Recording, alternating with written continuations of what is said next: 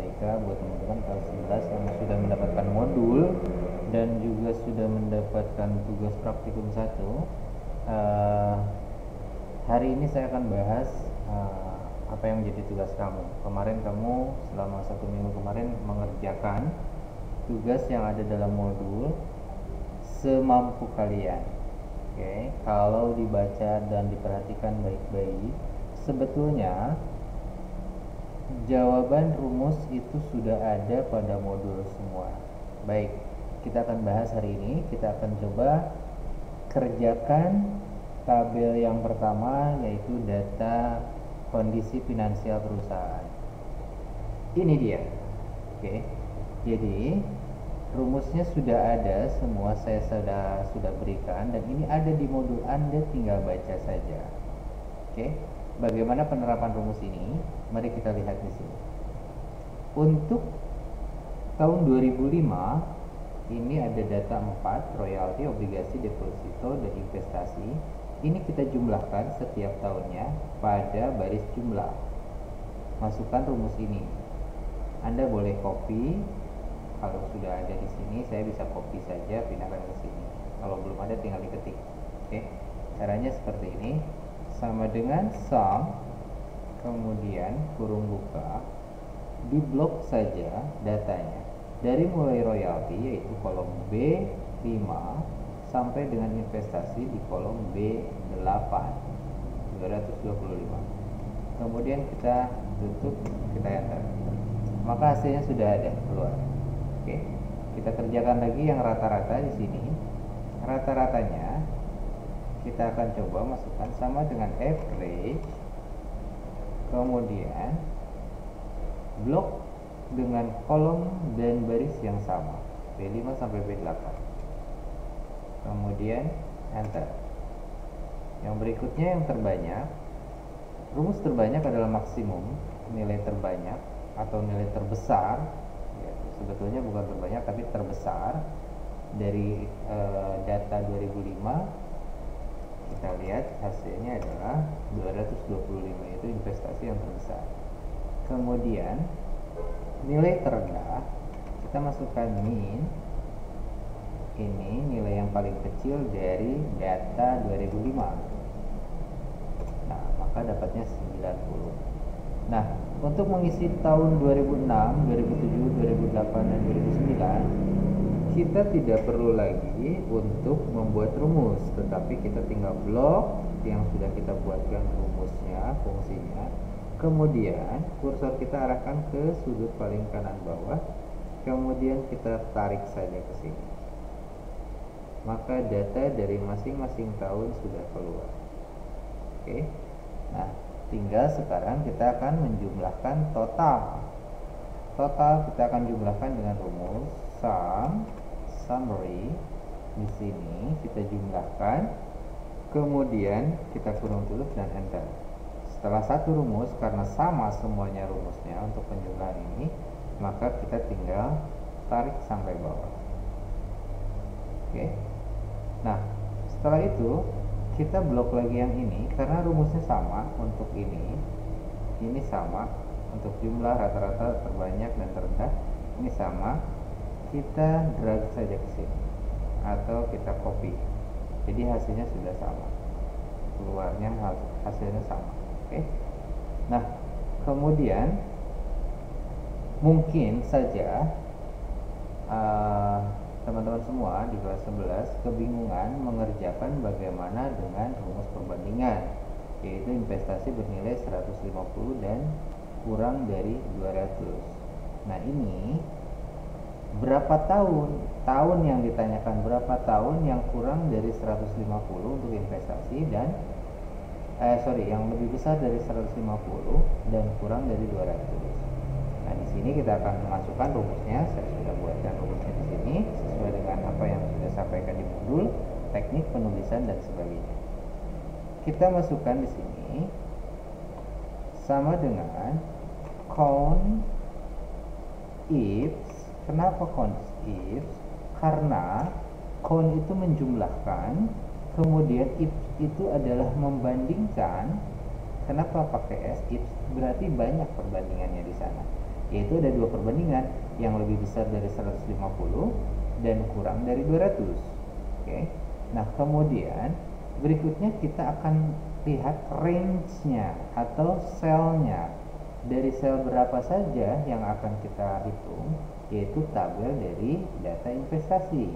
Investasi itu adalah dari 225 yaitu 2005 sampai 2009 yaitu 205 sampai dengan F8. Oke. Nah, disinilah perbandingannya yang saya maksudkan tadi. Perbandingan itu ada yang lebih besar dari 150 dan jangan lupa kita akan membaca yang kedua. Jadi IPS yang kedua membaca lagi range-nya. Oke, membaca lagi range-nya, datanya dari B8 sampai dengan F8. Kemudian masukkan perbandingan rumus yang kedua, yaitu kurang dari 200. Oke, kita kemudian kurung tutup, lalu kita enter. Maka yang terbanyak atau yang bernilai 150 dan kurang dari 200 adalah 2 tahun. 2 tahun yang mana ini. Kenapa 200 tidak masuk? Karena 200 itu di sini rumusnya adalah baik. Berikutnya kita akan coba mengisi rata-rata investasi yang lebih besar dari 150 dan kurang dari 200. Rumus yang digunakannya adalah average if. Kenapa pakai if? Sama dengan count if. Jadi memiliki beberapa rumus perbandingan. Nah, sekarang kita akan masukkan rumusnya. Average if, baru masukkan dulu range-nya dari investasi, berarti ini. Oke. Kemudian kita akan coba baca lagi range-nya dari investasi, lalu kita akan masukkan perbandingannya, yaitu yang pertama lebih besar dari 150. Nah, kemudian kita akan membaca range yang kedua, tetap range-nya sama. Ini untuk perbandingan yang kedua, yaitu kurang dari 200. Kemudian kurung tutup, maka hasilnya 185. Oke, kenapa? Ini nilai yang kurang dari 200 dan juga lebih besar dari 150 hanya dua, yaitu 180 dan 190. Ini average dari ini adalah 185. Nah, kemudian untuk jumlah dana yang berasal dari sumber keuangan adalah B5 sampai dengan sampai dengan F8 sampai sini. Dari 150 di 2005 sampai 205 di 2009. Maka kita gunakan rumusnya adalah sum if, kemudian masukkan range-nya dari B5 sampai dengan F8. Kemudian kita baca yang kedua kalinya dari B5 sampai dengan F8 dengan logika perbandingan lebih besar dari 150. Kemudian kita baca lagi range, masih tetap yang sama, dari B5 sampai dengan sampai F8. Kemudian rumus perbandingan yang kedua, kita masukkan kurang dari 200. Maka hasilnya adalah di sini. Bentar, ada kesalahan. Saya coba cut dulu. Saya akan coba ini. Ada penulisan yang salah mungkin. coba kopikan ke sini, maka hasilnya ini. Oke, rumusnya. Jadi kita bisa mengetahui jumlah ini dengan menggunakan fungsi-fungsi rumus yang ada di sini. Jadi buat teman-teman di kelas 11 dan juga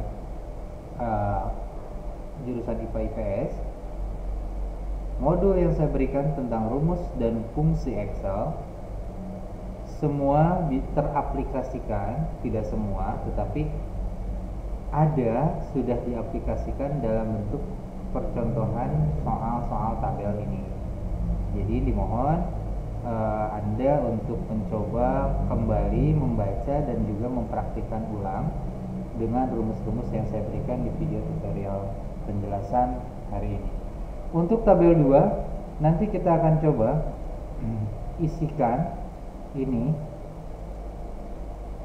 semua, kita isikan sesuai dengan rumus fungsi yang saya berikan di modul. Baik, sampai ketemu di video yang kedua, pembahasan tentang tugas yang kedua, praktik yang kedua, tabel target investasi asing. Sampai ketemu di video berikutnya.